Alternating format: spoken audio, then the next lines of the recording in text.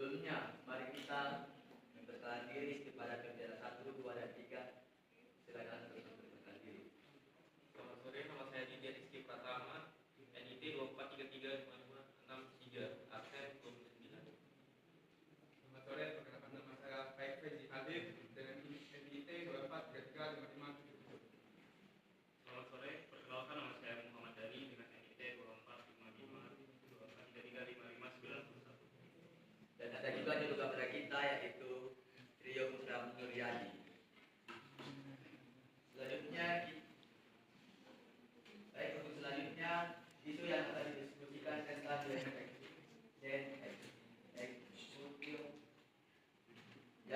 adil dan menyejahterakan masyarakat. Di sini kita akan menggunakan 4 babak.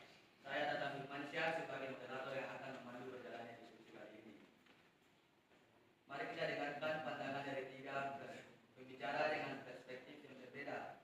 Kita mulai dari pembicara 1, Aditya Rizky Pratama, dengan teori perilaku sosial. Terima kasih waktunya. Menurut teori perilaku sosial, masyarakat belajar melalui observasi dan interaksi dengan lingkungan mereka. Dalam konteks pengadaan lahan, keadilan tidak hanya soal ganti rugi, tetapi juga bagaimana masyarakat melihat dan memodelkan prosesnya. Jika mereka melihat tetangga atau komunitas lain diperlakukan secara tidak adil, mereka akan belajar untuk bersikap curiga dan menolak. Sebaliknya, jika prosesnya transparan, melibatkan mereka, dan memberikan hasil positif yang nyata, masyarakat akan lebih cenderung menerima pemberdayaan melalui pelatihan, dan contoh sukses adalah kunci untuk mengubah perilaku mereka dari menolak menjadi kolaboratif. Dan selanjutnya kepada pembicara 2, Faik Faizi Aldin, saya silakan untuk menyampaikan pandangan dengan teori perkebalan sosial. Terima kasih waktunya. Berbeda dengan pandangan mahasiswa 1, saya akan menggunakan teori pertukaran sosial sebagai landasan argumen. Teori ini menyatakan bahwa setiap interaksi sosial adalah bentuk pertukaran yang melibatkan untung rugi. Masyarakat akan menerima pengadaan lahan jika manfaat yang mereka dapatkan seperti ganti rugi, fasilitas umum, peluang ekonomi lebih besar daripada kerugian yang mereka alami, contohnya kehilangan tempat tinggal, mata pencarian, dan ikatan sosial. Keadilan di sini adalah tentang keseimbangan kekuasaan dan sumber daya. Proses yang adil adalah proses yang memastikan masyarakat tidak berada dalam posisi tawar yang lebih lemah dari pemerintah atau pihak swasta. Keadilan harus diukur dari hasil pertukaran yang saling menguntungkan. Selanjutnya kita akan mendengarkan Muhammad Dani sebagai pembicara 3 dengan perspektif teori pilihan nasional. Baik, terima kasih. Selamat sore. Saya akan melihat isu ini dari perspektif teori pilihan nasional. Teori ini mengasumsikan bahwa individu adalah aktor rasional yang selalu berusaha untuk memaksimalkan kepentingan mereka. Dalam pengadaan lahan, setiap individu akan membuat keputusan berdasarkan kalkulasi biaya dan manfaat pribadi. Mereka akan menerima ganti rugi jika jumlahnya dianggap lebih tinggi dari nilai subjektif properti dan kenyamanan mereka. Oleh karena itu, skema ganti rugi yang jelas, terstandar, dan kompetitif adalah inti dari proses yang adil. Negosiasi yang terbuka dan informasi yang lengkap memungkinkan individu membuat pilihan terbaik bagi diri mereka sendiri. Keadilan tentang memastikan tidak ada paksaan dan setiap individu memiliki informasi yang cukup untuk mengambil keputusan yang paling menguntungkan secara pribadi. Baik, kita memasuki babak 2 diskusi dan sanggahan. Kita telah mendengar 3 perspektif yang berbeda. Mahasiswa 1 menekankan pemberdayaan sosial, mahasiswa 2 menyoroti pertukaran menurut, dan mahasiswa 3 fokus pada pilihan nasional individu. Sekarang saya akan memberikan waktu untuk saling menanggapi. Untuk mahasiswa 1, bagaimana jika masyarakat sudah memiliki pengalaman buruk sebelumnya sehingga mereka sudah skeptis dari awal? Apakah pendekatan Anda masih relevan? Menurut saya, penting untuk menciptakan model baru yang positif dan meyakinkan. Misalnya, lainnya dengan program percontohan atau keterlibatan tokoh masyarakat yang kredibel. Strategi ini adalah kunci untuk mewujudkan land acquisition yang adil dan menyejahterakan masyarakat. Program percontohan wajib berfungsi sebagai bukti sosial yang menunjukkan bahwa proses yang transparan dan adil benar-benar menyejahterakan, bukan hanya mengambil. Sementara itu, keterlibatan tokoh kredibel sangat esensial untuk membangun kepercayaan atau trust dan mengubah norma sosial dari tensi menjadi dukungan kolektif. Tanpa dua instrumen ini, janji tentang akuisisi lahan yang adil hanya akan dianggap retorika, gagal membangun efikasi kolektif dan mengatasi ketakutan masyarakat. Untuk mahasiswa 2, dari Anda terfokus pada untung rugi. Bagaimana kita bisa mengukur nilai sentimental atau ikatan sosial yang sulit diukur dengan uang? Apakah nilai-nilai non materi ini bisa diakomodasi? Baik, menurut pendapat saya, kerugian non materi harus dikuantifikasi atau dikompensasi dalam bentuk lain.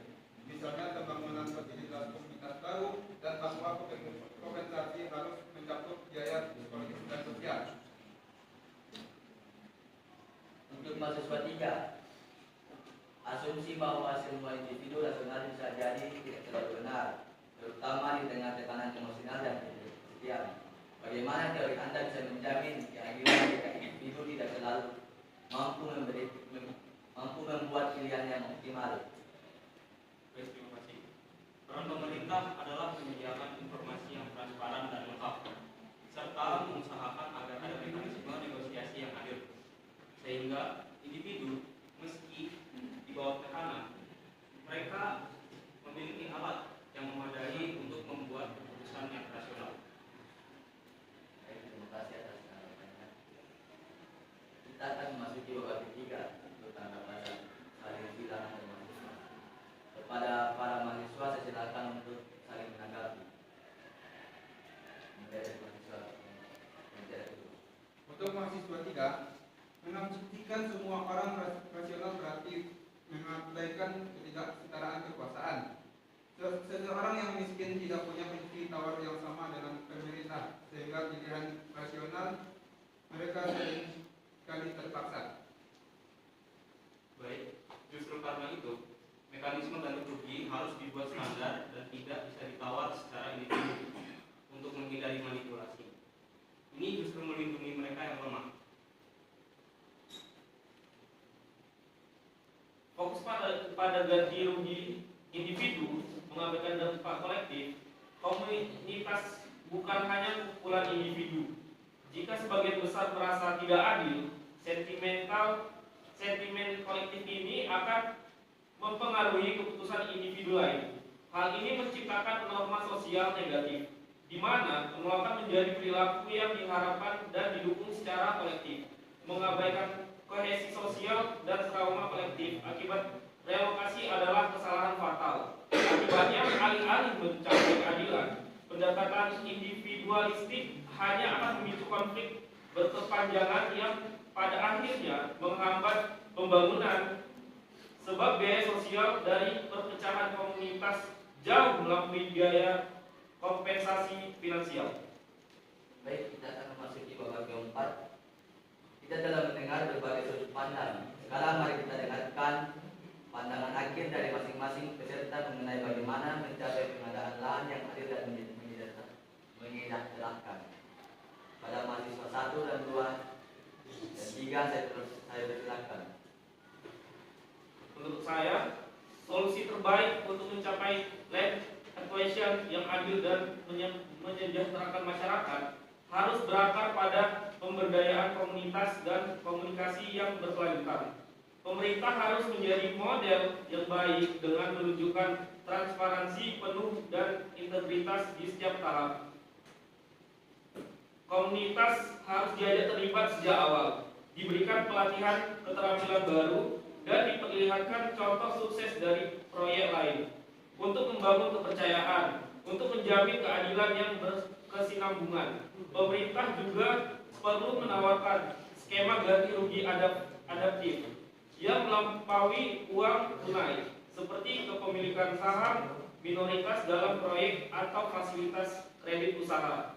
Keadilan tercapai ketika masyarakat merasa terlibat, melihat proses ini membawa manfaat kolektif, dan adanya lembaga mediasi independen yang menjamin bahwa janji-janji pembangunan dan kesejahteraan pasca akuisisi benar-benar terwujud. Baik, mungkin solusi yang dapat saya berikan adalah membangun mekanisme pertukaran yang seimbang. Pemerintah atau pengembang harus menawarkan paket pertukaran yang lebih baik, yang lebih dari sekedar ganti rugi moneter, misalnya dengan menyertakan fasilitas publik, sekolah, dan peluang kerja baru. Selain itu, harus ada badan mediasi independen yang bisa menengahi perselisihan, sehingga masyarakat tidak merasa berada di bawah tekanan. Baik, kalau dari saya sendiri, saya percaya bahwa keadilan bisa dicapai melalui mekanisme pasar yang efisien dan transparan. Pemerintah harus menetapkan nilai ganti rugi yang objektif dan kompetitif. Bahkan, kalau bisa melebihi harga pasar sebagai insentif. Informasi mengenai hak dan ganti rugi harus disebarluaskan secara luas. Biarkan individu membuat pilihan mereka sendiri tanpa tekanan.